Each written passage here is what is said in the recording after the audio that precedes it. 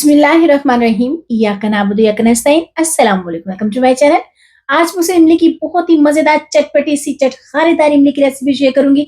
रोज़ों में आप इसको इस्तेमाल करें, 1 महीने के लिए बना के स्टोर करें, दही भल्लों के साथ, पकौड़ों समोसों के साथ इसे इस्तेमाल करेंगे, यकीन करें आपके रोज़ों को 4 चाँद लग जाएँगे। बनाने का तरीका बहुत आसान है, रेसिपी पसंद है लाइक शेयर करना मत भूलिएगा और प्लीज़ मेरे चैनल को भी ज़रूर सब्सक्राइब करें। तो चलें जी बनाना स्टार्ट करते हैं।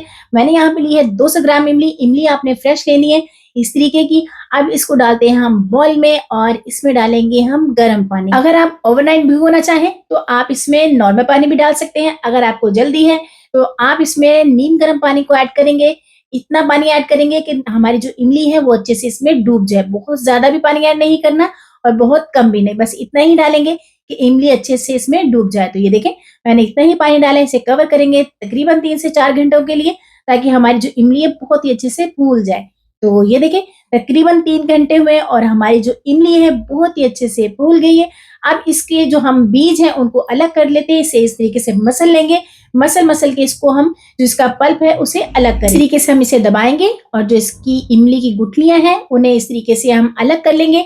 इन्हें अब हम वेस्ट नहीं करेंगे, इसे हम दोबारा से पानी में डालेंगे और दोबारा से हम इसका जो पल्प है उसे निकाल लेंगे। तो ये देखें मैंने यहाँ पे इमली का जो पल्प है उसे अलग कर लिया है। इसे छान के भी आप इसी तरीके से भी स्टोर कर सकते हैं, लेकिन हम इसकी बनाएंगे खट्टी मीठी चटपटी सी की चटनी। तो यहाँ पे हम लेंगे एक पैन और इसमें डालेंगे हम ये गूदा जो हमने अच्छे से निकाल लिया है और इसे हम अच्छे से स्पैचुला की मदद से छान लेंगे। और ये देखिए इसका पल्प बहुत ही आसानी से निकल जाएगा। इस तरीके से इसे हम अच्छे से स्ट्रेन करेंगे ताकि इसमें कोई भी गुठली, चंक्स या छिलका इसके अंदर ना आए। तो ये देखिए मैंने इसे अच्छे से स्ट्रेन कर लिया है। इसी को अब हम जाया नहीं करेंगे, इसी को उसी गूदे में हम डालेंगे दोबारा से। इसमें थोड़ा सा पानी डालेंगे और फिर से दोबारा से हम इसे दबा दबा के अच्छे से स्ट्रेन कर लेंगे। तो ये देखें मैंने इसे दोबारा बॉल में डाला और दोबारा से इनको मैंने अच्छे से हाथों की मदद से मसल लिया है और इसके जो बीज है, गूदा है वो अलग कर लिया है। इसे हम दोबारा से स्ट्रेन करेंगे ताकि इसमें कोई भी इमली का पल्प जाया भी ना हो, गुठली भी ना आए और हमारी जो इमली की चटपटी सी मजेदार सी चटनी है वो बहुत ही मुलायम और मजेदार सी बने। तो यहाँ पे हमने इसे बना लिया। अब इसे रखेंगे हम चूल्हे के ऊपर और मीडियम टू हाई फ्लेम रखेंगे। तो ये देखें कितना जबरदस्त है। अभी इसमें पानी ज्यादा है, इसे हम गाढ़ा करेंगे। अब इसमें डालते हैं कुछ मसाले। तो मैंने यहाँ पे 1.5 टेबल स्पून लिया है नमक और इसमें डालेंगे हम 1 टेबल स्पून भुना कूटा हुआ जीरा। इसमें साबुत जीरे को ऐड नहीं करेंगे, हम पिसा हुआ डालेंगे।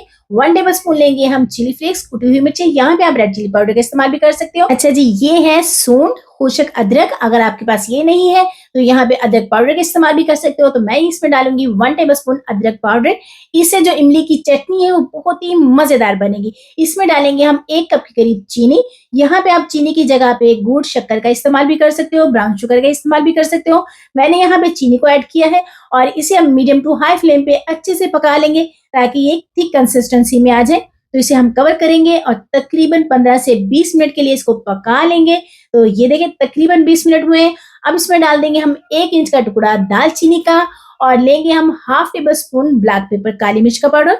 ये दोनों चीजें आपने जरूर ऐड करनी है और इसी क्वांटिटी में डालनी है। इससे ज्यादा ऐड करेंगे ना कम, क्योंकि अगर ज्यादा ऐड करेंगे तो आपको दालचीनी का जो टेस्ट है वो बहुत ज्यादा सा आएगा। तो इसलिए आपने इतनी ही क्वांटिटी रखनी है, इससे ज्यादा नहीं करनी। तो ये देखिए कितना जबरदस्त बॉयल आ रहा है इसमें। तो इसे हम मजीद पकाएंगे ताकि ये बहुत ही अच्छी सी कंसिस्टेंसी में आ जाए। तो ये देखिए तकरीबन 20 मिनट हुए इसे पकते हुए और यहाँ पे हमारी मजेदार सी चटपटी सी इमली बनके तैयार है। ये देखिए इतनी कंसिस्टेंसी होनी चाहिए, इतना ही थिक होना चाहिए, क्योंकि ये ठंडी होगी तो भी ये मजीद गाढ़ी हो जाएगी। तो कवर करेंगे हम, फ्लेम को ऑफ कर देंगे, इसे ठंडा होने देंगे। तो ये देखें तकरीबन ये रूम टेम्परेचर पर आ गई है, ठंडी भी हो गई है। और ये देखें जी कितनी जबरदस्त, इतनी मजेदार। यकीन करें आपके खानों को, आपके पकोड़ों समोसों को, आप इसे फ्रूट चाट पे, आप इसे दही भल्लों के ऊपर डाल के खाएंगे, यकीन करें इतने मजे के लगेंगे कि क्या ही बात है। और इसकी कंसिस्टेंसी देखें, इसका टेस्ट और जायका तो बहुत ही कमाल का है। आप इस रेसिपी को जरूर ट्राई कीजिएगा, उम्मीद है बहुत पसंद आएगी। आसान भी है और यकीन करें मिनटों में बनने वाली है और इतनी मजे की है कि जो खाएगा उंगलियां चाटता रह जाएगा। आप इसे दही भल्लों के पर डाल के खाएंगे तो यकीन करें वो भी बहुत ही मजे के लगेंगे। तो कैसी लगी आपको मेरी रेसिपी? अच्छा, इसे स्टोर करने का तरीका है कि आप कोई भी खाली कंटेनर लें जो आपका बहुत ही ड्राई हो, इसमें जरा सा भी पानी ना हो, इसमें डालेंगे। मैंने यहाँ पे ये वाला जार लिया है, आपके पास कोई भी जार है ड्राई होना चाहिए, बस ये ध्यान रहे कि इसमें ज़रा-सा भी पानी का कतरा भी ना हो। इसमें हम डालेंगे और इसे आप बगैर फ्रीज़र के भी 1 महीने के लिए स्टोर कर सकते हैं और आप इसे बनाएँ, पूरे रमज़ान एन्जॉय करें। उम्मीद है रेसिपी पसंद आई। रेसिपी पसंद आई तो लाइक शेयर करना मत भूलिएगा। फ्रेंड फैमिली के साथ शेयर करें। मुझे दुआओं में याद रखें। खुश रहें, खुशियाँ बाँटें, अपना ख़्याल रखें, अपनों का ख़्याल रखें।